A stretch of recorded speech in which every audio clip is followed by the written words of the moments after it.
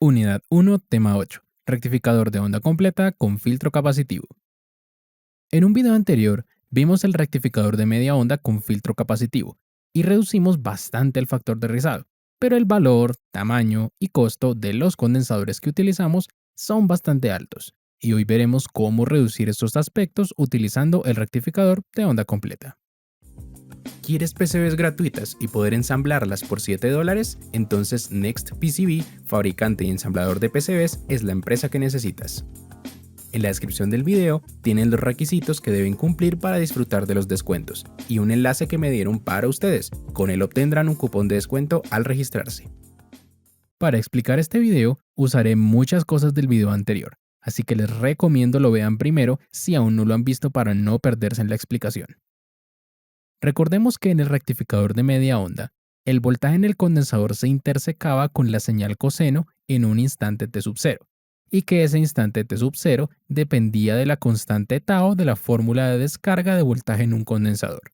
Sin embargo, como en el rectificador de onda completa, la señal coseno aparece nuevamente mucho más rápido por rectificar ambos hemiciclos de la señal, el T sub 0 se hace más pequeño, y por ende, para un mismo valor de condensador, obtenemos menos rizado en este rectificador que en el de media onda.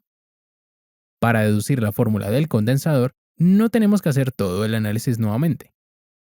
Recordemos que esta fórmula fue la que obtuvimos, que dependía del T sub 0, y encontramos esta fórmula para ese T sub 0, la cual tuvimos que desfasar usando la simetría de la señal coseno. Ahora basta con modificar este desfase para encontrar el T sub 0 final, reemplazarlo en la fórmula del condensador y eso es todo.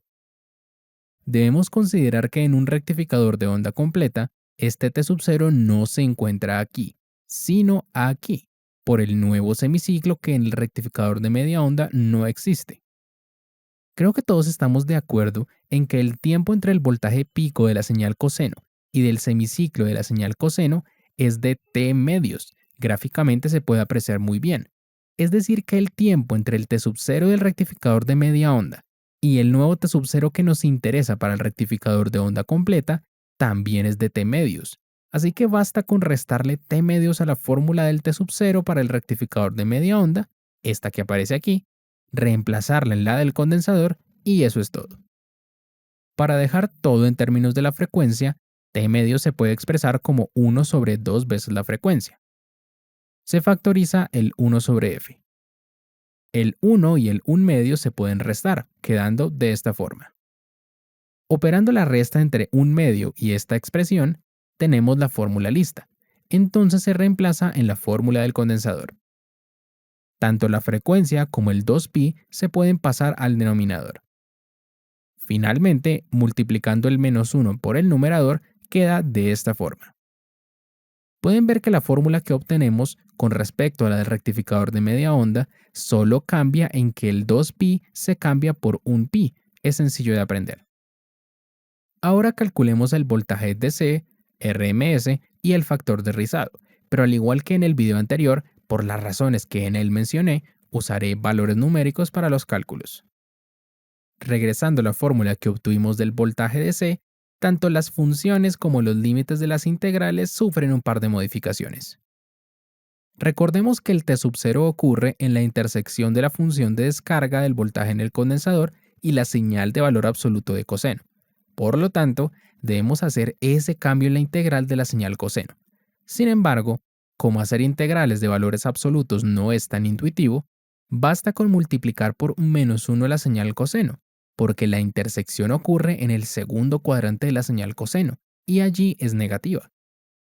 Ahora, la integral de la señal coseno ya no va entre omega t sub 0 y 2pi, sino entre omega t sub 0 y pi, porque el pico de la señal coseno y en el que el condensador se empieza a descargar de nuevo y se inicia todo el proceso, ocurre justamente en pi, no en 2pi. Hablando del instante en el que se inicia nuevamente el proceso de descarga del condensador, ocurre 2 veces más rápido que en el rectificador de media onda gracias al semiciclo positivo que aparece en este rectificador. Es decir, que el periodo no es de 2pi, sino pi, y la frecuencia no es f, sino 2f. Si lo necesitan, tómenlo con calma y analícenlo con cuidado hasta que lo comprendan. Con esto dicho, empecemos a calcular, utilizando los mismos valores que en el video anterior para hacer una comparación más justa. El voltaje del transformador es de 12 voltios RMS, es decir, 17 voltios pico. O no, 16.3 voltios pico. Recuerden la caída de voltaje de 0.7 voltios en el diodo. El voltaje de rizado es 1.4 voltios. La resistencia de carga es de 20 ohmios y la frecuencia de 60 Hz. Juntando todo esto nos da un resultado de 4023 microfaradios, poco menos de la mitad de los 8663 microfaradios que tuvimos que utilizar con el rectificador de media onda. Ahora calculemos el T sub 0 con los valores que les di antes, y el resultado es de 7.23 milisegundos, poco menos de la mitad de los 15.73 milisegundos que obtuvimos con el rectificador de media onda. Reemplazando estos datos en las integrales, obtenemos esto, y el resultado es de 15.621 voltios. Para el voltaje RMS les digo lo mismo que en el anterior video, daré directamente el resultado, es decir, 15.627 voltios. Con esto calculado, podemos continuar con el factor de rizado. El resultado es de 0.028, un poco mayor a los 0.026 del anterior video, pero recordemos que se hicieron aproximaciones decimales en todo momento. En teoría deben ser exactamente iguales, y los 0.026 también surgieron con muchas aproximaciones de por medio. Ahora, si observamos las gráficas de voltaje en el graficador, a diferencia del rectificador de media onda, la fórmula aproximada con respecto a la real dista un poco más. Si quieren hablar en términos numéricos, para un porcentaje de rizado del 50%, el error es de aproximadamente 5%, y para un porcentaje de rizado del 30%, el error es de aproximadamente 1%. Por lo tanto, todo por encima de un 30% de rizado ofrece una aproximación bastante buena. Ahora pasemos a la realidad y observemos formas de onda. Para cambiar un poco la temática, usaré un diodo MBR3045, que según el datasheet está en encapsulado TO220, tiene dos diodos Schottky unidos en el cátodo y soporta 45 voltios en inversa y 30 amperios en directa, bastante sobredimensionado en corriente, pero es únicamente para que conozcan que existen diodos especialmente diseñados para rectificadores de media onda usando transformadores con tap central.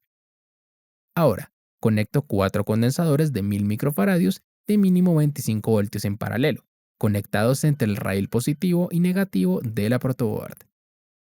La resistencia de 20 ohmios la formaré usando dos resistencias de 10 ohmios en serie. Por último, conecto el transformador entre los ánodos de los diodos y el rail negativo de la protoboard. Conectando el osciloscopio en la resistencia de carga, se puede ver claramente el rizado, el mismo que vimos en el rectificador de onda completa, y con condensadores más económicos y pequeños, tanto en tamaño físico como en capacitancia. Bien, tema finalizado. En el siguiente video veremos al diodo Zener y cómo empezaremos a regular el voltaje utilizándolo. Les habló Juan de Mundo Electrónica y nos veremos en próximos tutoriales. Chaito.